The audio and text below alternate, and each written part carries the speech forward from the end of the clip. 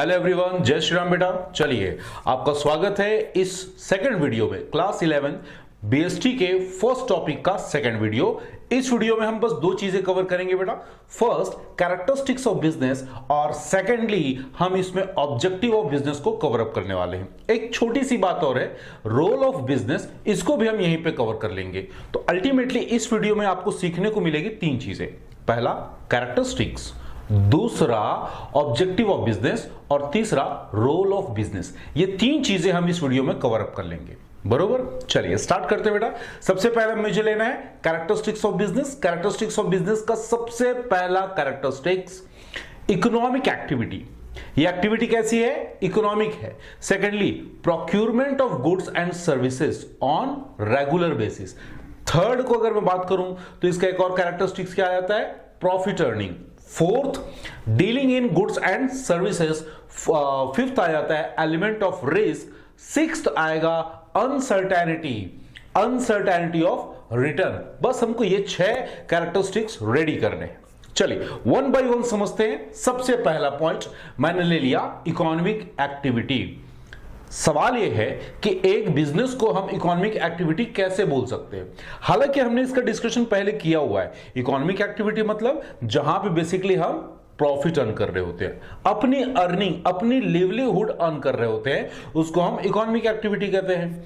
Exactly वैसे ही business में भी तो हम प्रॉफिट, पैसे कमाने के लिए बिजनेस करते हैं ना। दैट इज वाई उसको हम क्या बोल सकते हैं? Economic activity. और क्या रीजन है? इकोनॉमिक एक्टिविटी के साथ यहां पे जो ट्रांजैक्शन होते हैं, सेल करना, परचेज करना, एक्सचेंज करना, बेसिकली गुड्स या सर्विसेज का एक्सचेंज करना, वो भी किसके बदले होता है?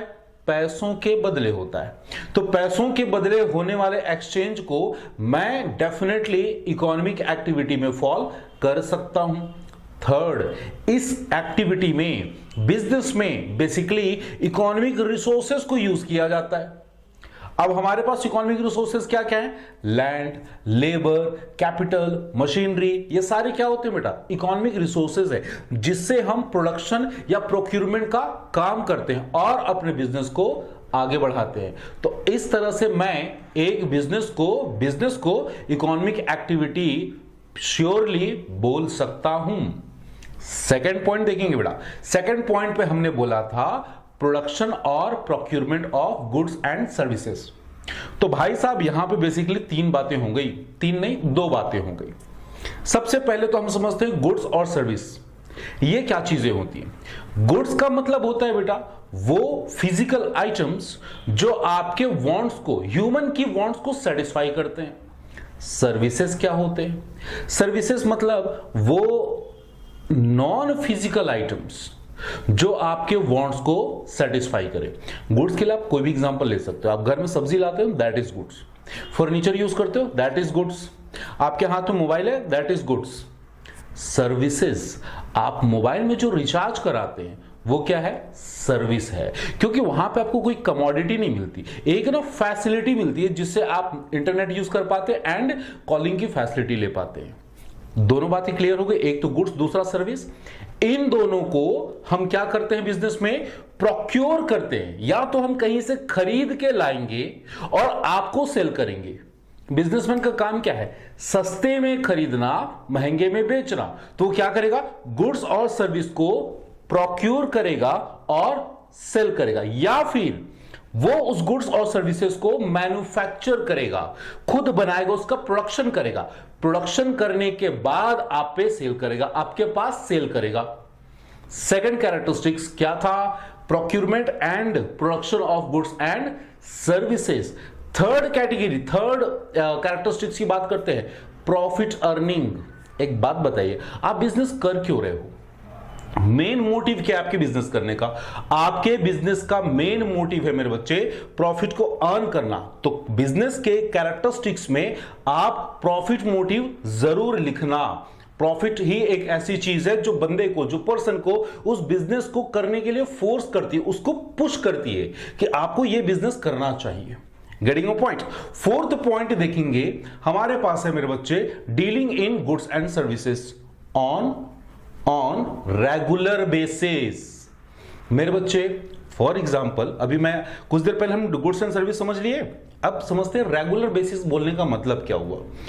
आपके पास पुरानी बाइक है, साइकिल है, कुछ भी है, अगर आपने उसको किसी दोस्त के पास या फिर नेबर में उसको आपने सेल कर दिया, यहां पे क्या सेल परचेज का काम हुआ है? बिल्कुल हुआ है। आपने अपनी बाइक बेची, उसने आपको कैश दिया। इकोनॉमिक एक्टिविटी है? बिल्कुल है।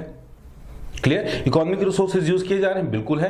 प्रॉफिट मोटिव से किया था? बिल्कुल किया था। आपने कुछ प्रॉफिट अर्न करने के लिए बेचा है ना? बोलिए हाँ या ना। तो क्या हम इस ट्रांजैक्शन को बिजनेस ट्रांजैक्शन या मैं बोलूं बिजनेस बोल सकते हैं? नहीं बोल सकते। क्यों नहीं बोल सकते? That is not doing on regular basis. आपने अचानक से या फिर सडनली ओकेजनली एक कोई ट्रांजैक्शन किया, एक कोई एक्सचेंज किया, उसको हम बिजनेस नहीं बोल सकते, क्योंकि बिजनेस का एक्चुअल मीनिंग होता है बेटा बिजीनेस। बिजी रहना, किसी पर्टिकुलर टास्क में बिजी रहना, वहां से अर्निंग जनरेट करना, उसको हम बोलते हैं बिजनेस। और यहां पे आपने बस एक बार अपने उस आइटम को सेल किया है, तो सिंगल ट्रांजैक्शन को आप कभी भी बिजनेस की कैटेगरी में नहीं डाल सकते। Getting no point? इसका मतलब जब भी बिजनेस की बातें होंगी वो बिजनेस रेगुलर बेसिस पे किया जा रहा होगा, तभी जाके आप उसको बिजनेस की कैटेगरी में फॉलो कराओगे, अदरवाइज वो बिजनेस नहीं कहलाएगा। क्लियर? ट्रांजैक्शन जरूर है बट वो बिजनेस नहीं माना जाएगा। नेक्स्ट पॉइंट देखेंगे जरा बड़ा। नेक्स्ट पॉइंट है एलिमेंट ऑफ रिस्क। मेरे बच्चे, मैं सीधा सीधा बोलूंगा, आप समझना, जहां जहां रिस्क है वहीं उसका रिटर्न और रिवॉर्ड है। या फिर मैं बोलूं बिजनेस और रिस्क दोनों एक दूसरे के सिनोनिम से हैं। कैसे? मेरे बच्चे, अगर आप जॉब करते हो तो आपको रिटर्न मतलब आपकी सैलरी, आपका वेजेस फिक्स होता है। Getting point? प्रोफेशन में जैसे कि कोई डॉक्टर है, डॉक्टर आपका इलाज करता है। क्लियर? आपका ट्रीटमेंट सही हो या ना हो, आपको उस डॉक्टर को फीस देनी ही होगी। लेकिन इन केस ऑफ बिजनेस वहां पे हमेशा रिस्क रहेगा। किस बात का? आपके बिजनेस के बंद हो जाने का, आपके बिजनेस में डिमांड कम होने का। तो जहां जहां रिस्क होगा वहां वहां बिजनेस होगा। बिना रिस्क लिए आप कोई भी बिजनेस कंडक्ट नहीं कर सकते। और जितना ज्यादा रिस्क होगा, जितना ज्यादा रिस्क होगा उतना ज्यादा प्रॉफिट होने के चांसेस हैं। कैसे? सुनो, अगर आप कहीं बिजनेस में 10,000 रुपए लगाते हैं तो आप बताइए 10,000 रुपए लगा के कितना एक्सपेक्टेड आपको प्रॉफिट मिल सकता है? मैक्सिमम 10,000, 20,000, 30,000। 1 करोड़ रुपए अर्न कर सकते हो क्या 10,000 लगा के? अब मन में आ रहा होगा सर हम लॉटरी लगा देंगे। Lottery is not a business ना बेटा। क्लियर मेरी बात? तो 10,000 रुपए लगा के आपका रिटर्न मैक्सिमम उसके मल्टीपल 5 में जा सकता है, 6 में जा सकता है। उससे ज्यादा की उम्मीद आप नहीं कर सकते। बट इन केस अगर आपने 10 करोड़ लगाए, चलो 10 करोड़ छोड़ो, 10 लाख रुपए लगाए हैं, अगर आपने 10 लाख लगाए हैं तो एग्जैक्टली अब रिस्क कितने का हो गया? 10 लाख रुपए का। अगर पैसे डूबेंगे तो कितने डूबेंगे? 10 लाख डूबेंगे। तो 10 लाख डूबने का रिस्क की वजह से उससे मिलने वाला प्रॉफिट, उससे मिलने वाला रिटर्न कितना होगा? उतनी ही ज्यादा होगा। 10,000 के लिए मिलने का रिटर्न कम हो सकता है, 10 लाख के लिए ज्यादा होगा। अगर आपने बिजनेस में 10 करोड़ लगाए, 10 करोड़ का रिस्क लिया, 10 करोड़ का रिस्क लिया, अकॉर्डिंगली आपका प्रॉफिट भी वैसा ही होगा। नेक्स्ट पॉइंट देखेंगे बेटा, अनसर्टेनिटी ऑफ रिटर्न। अनसर्टेनिटी होता क्या है? अनसर्टेनिटी इसको बेटा हिंदी में बोलते हैं असंभाव्य, जो कि जिसकी संभावना ना हो, या फिर मैं बोलूं जिसकी संभावना हो भी और ना भी हो, श्योर ना हो। क्लियर? Uncertainty of return. और यहां पे रिटर्न का मतलब ना, आपको जो प्रॉफिट मिलने वाला है उसको हम यहां पे रिटर्न बोल रहे हैं। तो अनसर्टेनिटी ऑफ रिटर्न का मतलब यहां पे ये हुआ कि अगर आप बिजनेस करते हो तो जरूरी नहीं है कि जितना बिजनेस में पैसे लगाए वो पैसे आपको वापस मिल जाए। हो सकता है आपने एक शॉप ओपन की, गारमेंट की एक शॉप ओपन की, कोई परचेज करने नहीं आया, 1 लाख रुपए लगाए थे गारमेंट के पीछे, 1 लाख रुपए का गारमेंट लाया, शॉप में डाल दिया। आपने सोचा कि जी बल्ले बल्ले हो जाएगी, हम तो सुबेरे से बिजनेस करना स्टार्ट कर रहे हैं और ढेर सारे माल बिक जाएंगे। कोई आया ही नहीं, आपके पास कस्टमर आए ही नहीं। तो अनसर्टेनिटी ऑफ रिटर्न का मतलब यहां पे क्या हुआ कि आपको बिजनेस में इस बात की श्योरिटी नहीं होगी कि आपको कितना प्रॉफिट मिलने वाला है, कितनी सेल होने वाली है। आप इस चीज को बिजनेस में पहले से डिसाइड नहीं कर सकते। In case of employment, in case of profession आप पहले से डिसाइड कर सकते हो। आप कहीं जॉब में जा रहे हो तो पहले से बात कर लो कि भाई साहब हम ना 50,000 से कम की सैलरी में काम नहीं करेंगे। प्रोफेशन में आप अपनी फीस डिसाइड कर लो कि देखो बेटा ऐसा है कि एक बार मैं if I am a doctor, एक बार मैं ट्रीटमेंट करूंगा तो 1,000 रुपए लूंगा, तो वो चीज पहले से फिक्स होगी। But in case of business क्या होगा, that will never be sure, that will never be certain. Clear मेरी बात? चलिए आगे चलते हैं बेटा, नेक्स्ट पॉइंट देखेंगे बेटा। नेक्स्ट पॉइंट में मुझे देखना है यहां पे ऑब्जेक्टिव ऑफ बिजनेस। अब मैंने क्या किया, ऑब्जेक्टिव ऑफ बिजनेस को 3 कैटेगरी में बांट लिया, क्योंकि ऐसे अगर आप देखो तो बिजनेस में बेसिकली 3 एलिमेंट इन्वॉल्व होते हैं। सबसे पहला इकोनॉमिक एलिमेंट, तो इकोनॉमिक ऑब्जेक्टिव ले लेते हैं, दूसरा सोशल ऑब्जेक्टिव और तीसरा पर्सनल ऑब्जेक्टिव। ये 3 ऑब्जेक्टिव की कैटेगरी में हम पूरे बिजनेस के ऑब्जेक्टिव्स को क्लासिफाई करके डिस्कस करने वाले। तो सबसे पहला ऑब्जेक्टिव हमारा है इकोनॉमिक ऑब्जेक्टिव। इकोनॉमिक ऑब्जेक्टिव मतलब अर्निंग की ऑब्जेक्टिव। क्लियर? बिजनेस ऐसा क्यों करता है? डेफिनेटली अर्निंग करना है भाई साहब, उसको अर्निंग कमानी है, उसको पैसे कमाने, प्रॉफिट जनरेट करना है। प्रॉफिट जनरेट करके वो क्या करने वाला है, इस बात पे फोकस करना है। अगर ये बात अगर आप समझ गए तो उसके इकोनॉमिक ऑब्जेक्टिव आप आसानी से समझ जाओगे। प्रॉफिट जनरेट करने के बाद आपको अपना सर्वाइवल देखना है। First point survival. सर्वाइवल मतलब अपने आप को कठिन परिस्थिति में, अनफेवरेबल टाइम पे सेव करना। जब आप बिजनेस स्टार्ट करोगे, क्या लगता है पहले दिन से आप प्रॉफिट कमाना स्टार्ट कर दोगे? पॉसिबल नहीं है बेटा। आप जिस दिन से बिजनेस स्टार्ट करते हो ना, उसी दिन से मार्केट में आपके कॉम्पिटिटर बन जाते हैं। मार्केट में फ्लक्चुएशन को आपको फेस करना है, और अभी तो आपने बिजनेस बस स्टार्ट किया है। तो आपको उस टफ टाइम पे, उस अनफेवरेबल कंडीशंस पे अपने आप को बचाना है। तो आपका इकोनॉमिक में सबसे पहला ऑब्जेक्टिव होगा, आप अपने आप को बचा के रखो। कहीं ऐसा ना हो कि स्टार्ट किया और 2 साल में आपका बिजनेस बंद। तो सबसे पहला ऑब्जेक्टिव सर्वाइवल। सेकंड ऑब्जेक्टिव की बात करेंगे। अब हम सर्वाइव कर लिए, अब हमने अपने आप को बचा लिए, तो अब हम क्या करेंगे, थोड़ी सी ग्रोथ की बात करेंगे। ग्रोथ, ठीक है, हमने अपने आप को सेव कर लिया। अब बिजनेस को हम बढ़ाने की बात करेंगे, सेल्स को बढ़ाएंगे, ज्यादा ऑर्डर में परचेज करेंगे। क्लियर? कस्टमर्स ज्यादा बनाएंगे, उसके हिसाब से हम अपने बिजनेस को एक्सपैंड करने की कोशिश करेंगे। ये हमारा सेकंड ऑब्जेक्टिव होगा। थर्ड ऑब्जेक्टिव होगा हमारा प्रॉफिट। इसको ना एक पौधे की तरह समझो। सर्वाइवल के सिचुएशन में क्या होता है बेटा, आपने अगर कोई पौधा लगाया तो सबसे पहले ना उस पौधे में सबसे ज्यादा खतरा होता है। क्यों होता है? अगर वो पौधा छोटा है ना तो जानवर उसको खराब कर सकते हैं, डैमेज कर सकते हैं, बारिश में गीला होकर या फिर बारिश में डूब के खराब हो सकता है, ज्यादा धूप पड़ी तो खराब हो सकता है।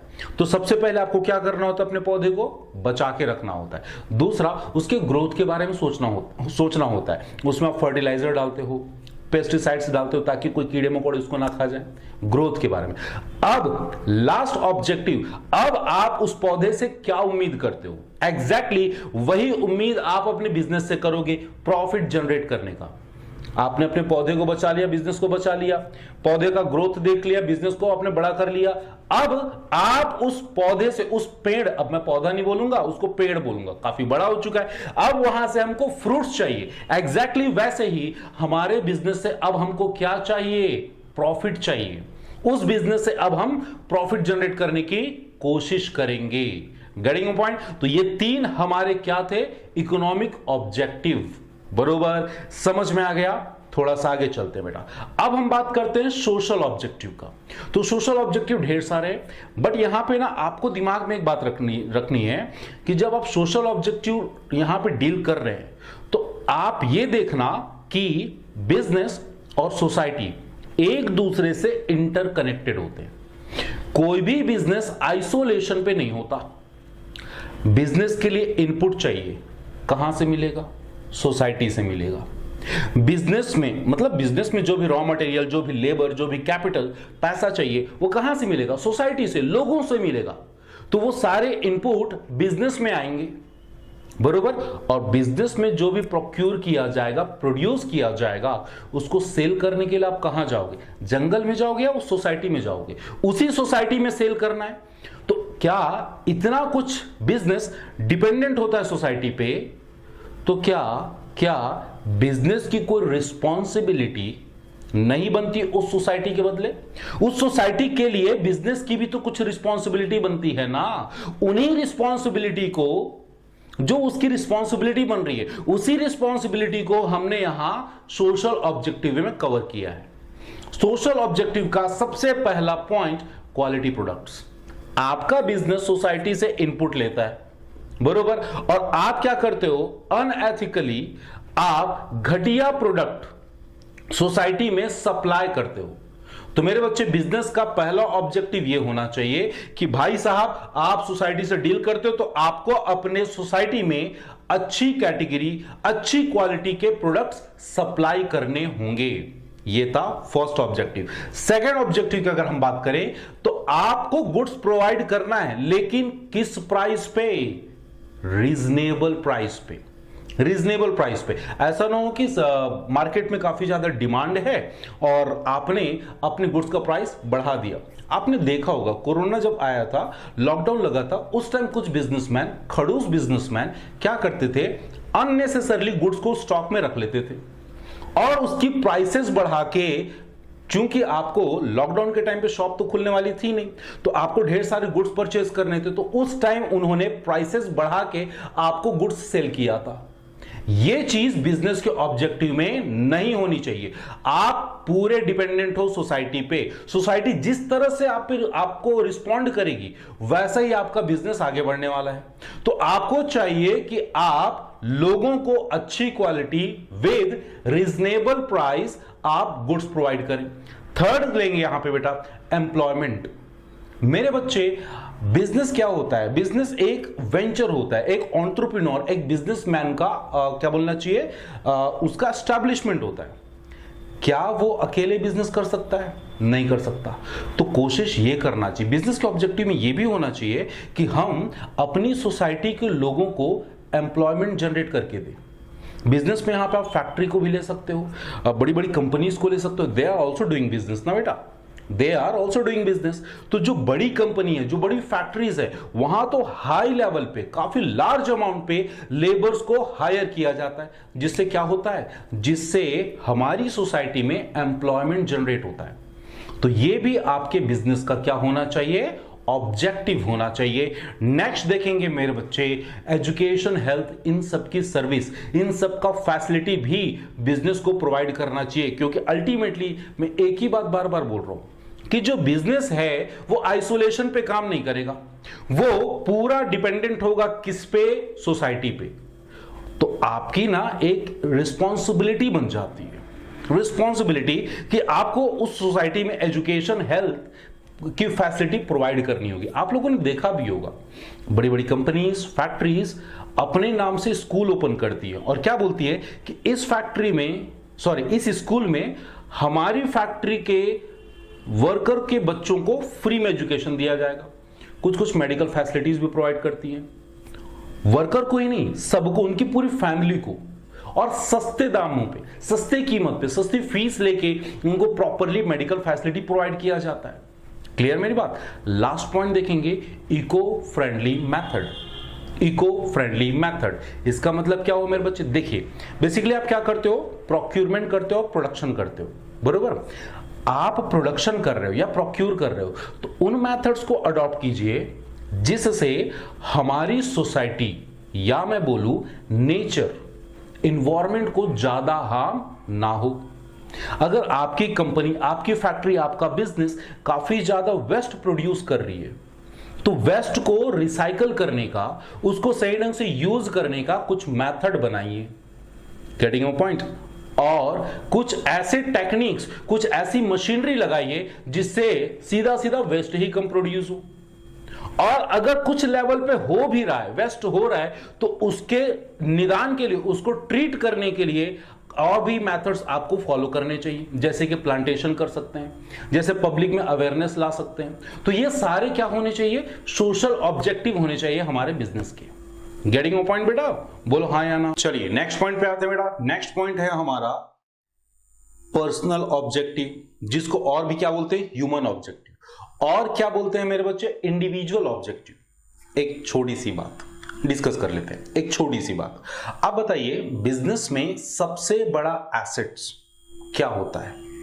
4 ऑप्शन दे रहा हूं मैं आपको, मशीनरी, बिल्डिंग, फर्नीचर या ह्यूमन।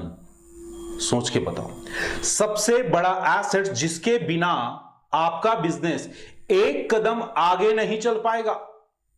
सोचो जरा। हां, बिना मशीन के चल सकता है बेटा। हजारों ऐसे बिजनेस है जहां मशीनरी काफी कम यूज होती है, ठीक है। फर्नीचर, बिल्डिंग, इनके बिना भी बिजनेस किया जा सकता है, एक लेवल तक पॉसिबल है, लेकिन विदाउट ह्यूमन, लोगों को इन्वॉल्व किए बिना आप जरा बताइए, क्या कोई भी बिजनेस को आप इमेजिन भी कर पाओगे? नहीं कर पाओगे। तो यहां पे बिजनेस के लिए हमको ह्यूमन, इंडिविजुअल या मैं बोलूं पर्सनल ऑब्जेक्टिव को भी दिमाग में रखना होगा। और ये बातें कैसे होंगी? पहली चीज, हमको पर्सनल ऑब्जेक्टिव में सबसे पहली चीज एडिक्वेट सैलरी को ध्यान में रखना होगा। एडिक्वेट सैलरी का मतलब यथोचित वेतन, जो जितना डिजर्व करता है उसको उतना सैलरी दिया जाना चाहिए। डोमिनेट करने की कोशिश नहीं करो। और उस सैलरी में बेटा मॉनेटरी, नॉन मॉनेटरी दोनों कैटेगरी की चीजें आती हैं। अब सवाल यह है कि एडिक्वेट सैलरी बोलेंगे किसको? मेरे बच्चे, अगर आपका बिजनेस छोटा है तो किसी भी तरह आप एटलीस्ट उतनी सैलरी रखो जिससे सामने वाले की बेसिक फाइनेंशियल नीड फुलफिल हो जाए। एटलीस्ट तुम्हारा लेबर, तुम्हारा वर्कर, तुम्हारा एम्प्लॉय कहीं भूखा ना मरे। बात समझ में आ रही है? आपने कई जगह देखा होगा, काफी कम वेजेस में, काफी कम सैलरी में लोगों को हायर कर लिया जाता है और लोग मजबूरी में उन जॉब्स को एक्सेप्ट कर भी लेते हैं, उनके पास कोई और ऑप्शन नहीं बचता। तो कुछ नहीं से कुछ अच्छा करने के चक्कर में वो थोड़ी सी सैलरी में काम करने को रेडी हो जाते हैं। बट ये बिजनेस के ऑब्जेक्टिव के अगेंस्ट है मेरे बच्चे। आपको अपने एम्प्लॉय को अपने बिजनेस का पार्ट समझना है। वहां पे उनको इतनी सैलरी देनी है, कम से कम इतनी सैलरी दो कि उसकी जो नीड्स है ना, बेसिक नीड्स है, कम से कम वो फुलफिल हो सके। और अकॉर्डिंगली अगर वो अच्छा परफॉर्म कर रहे हैं तो आप उसकी सैलरी को ग्रो करो। क्लियर? सेकेंड पॉइंट देखेंगे यहां पे, पीर रिकॉग्निशन।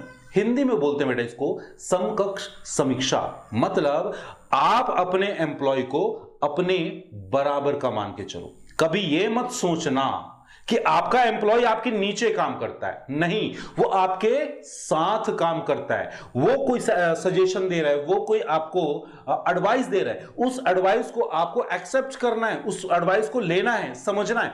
हो सकता है उसके एडवाइस की वजह से आपके बिजनेस में ड्रास्टिक चेंजेस आ जाए, आपके बिजनेस में ग्रोथ आ जाए। और ये चीजें कब पॉसिबल होंगी? जब आप अपने एम्प्लॉय को अपने अंडर नहीं, अपने साथ में समझ के चलोगे। पीयर रिकॉग्निशन, इसको हिंदी में हम बोलते हैं समकक्ष समीक्षा। Getting a point? अगला आता है training and development. Training and development ये एक ऐसी चीज है बेटा जिसमें दोनों को फायदा है। मतलब बिजनेस को भी फायदा है और एम्प्लॉय को भी फायदा है। कैसे?